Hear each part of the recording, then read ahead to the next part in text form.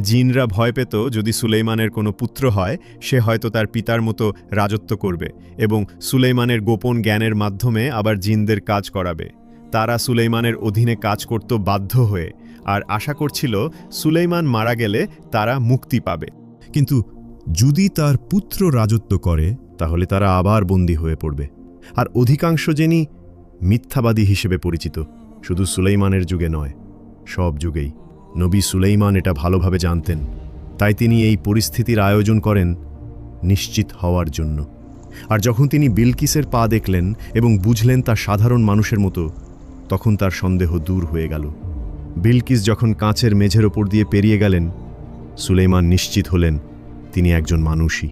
তারপর সুলেইমান রানী বিলকিসকে তার সিংহাসন দেখালেন। রানী বিলকিস বিস্ময়ে হতবাক হয়ে গেলেন। নবী সুলেইমান তাকে জিজ্ঞেস করলেন, এটা কি তোমার সিংহাসন? বিলকিস ভালো করে তাকালেন। তিনি ঠিক কি বলবেন বুঝে উঠতে পারলেন না। সিংহাসনটা দেখতে হুবহু তার নিজের মতো, কিন্তু কিছু একটা বদলে গেছে। অবশেষে তিনি বললেন, এটি দেখতে আমার সিংহাসনের মতোই।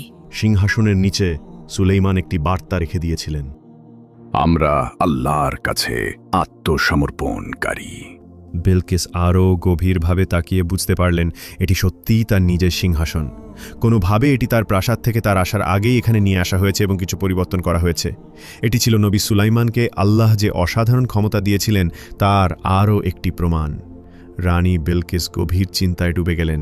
তিনি যত ভাবছিলেন ততই বুঝতে পারছিলেন তার জাতির বিশ্বাস কতটা দুর্বল ও মূর্খতা ছিল নবী সুলাইমানের যুক্তিবাদী ও জ্ঞানভিত্তিক চিন্তার তুলনায়।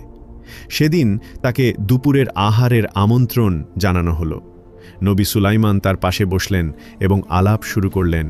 তিনি বললেন, আল্লাহ যিনি সারা জাহানের পালনকর্তা, সর্বশ্রেষ্ঠ পরম দয়ালু, তাঁর কথাই আমি বলছি।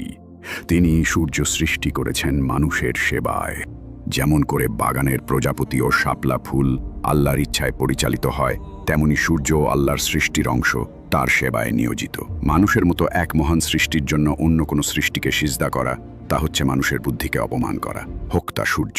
রানী বিলকিস তখন বুঝতে পারলেন তারা যাকে এতদিন উপাসনা করতেন সেই সূর্য আসলে শয়তানের তৈরি করা এক সুন্দর ফাঁদ ছিল। প্রথমবারের মতো সূর্যের উজ্জ্বলতা তার অন্তরে ম্লান হয়ে এলো, আর এক নতুন আলো যা কখনো অস্ত যায় না তার অন্তরে জ্বলে উঠল। ঠিক তখনই তার উপদেষ্টারা এসে বলল, সূর্য অস্ত যেতে চলেছে, এখন আমাদের প্রতিদিনের সূর্য পূজার সময়। হে মূর্খেরা, এখনো কি তোমরা বিশ্বাস করো সূর্য উপাসনার যোগ্য?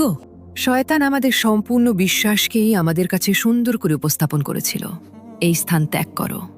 নবী সুলাইমান কি বলেছেন তা না শুনেই উপদেষ্টারা ভয় পেয়ে গেল এবং দ্রুত সেখান থেকে সরে গেল। প্রথমবারের মতো রানীর হৃদয়ে এক উষ্ণ সুন্দর অনুভূতি প্রবাহিত হতে লাগল। এটা যেন রংধনুর রং, যা তার অন্তরের অনুভূতিগুলোর প্রতিফলন ঘটাচ্ছিল। রানী বিলকিস উপলব্ধি করলেন এখন সময় এসেছে ইসলাম গ্রহণ করার। গভীর আবেগ নিয়ে তিনি স্বীকার করলেন তিনি এতদিন নিজেকেই ধোঁকা দিয়ে এসেছেন এবং তিনি ইসলাম গ্রহণ করলেন। খুব শিগগিরই সাবার জাতির মানুষ তাদের রানীর অনুসরণ করল। তারা সূর্য পূজা ত্যাগ করল এবং কেবলমাত্র আল্লাহর সামনে সিজদা করা শুরু করল। আর এই সব কিছুর সূচনা হয়েছিল সেই দিন যেদিন ছোট্ট হুদহুদ পাখিটির অন্তরে একটি অনুভূতি জন্মেছিল এবং সে তার কণ্ঠে সেই সংবাদ প্রকাশ করেছিল যখন অন্য পাখিরা আগেই উড়ে গিয়েছিল। এই কাহিনী আমাদের মহাপবিত্র কিতাব আল কুরআনুল কারিমে বর্ণিত হয়েছে। এটি আমাদের মনে করিয়ে দেয় জ্ঞানের মূল্য কত বিশাল, জ্ঞানীর মর্যাদা কত উচ্চ এবং প্রকৃত জ্ঞান আল্লাহর একটি উপহার। এ নিয়ে আমাদের কৃতজ্ঞ হওয়া উচিত।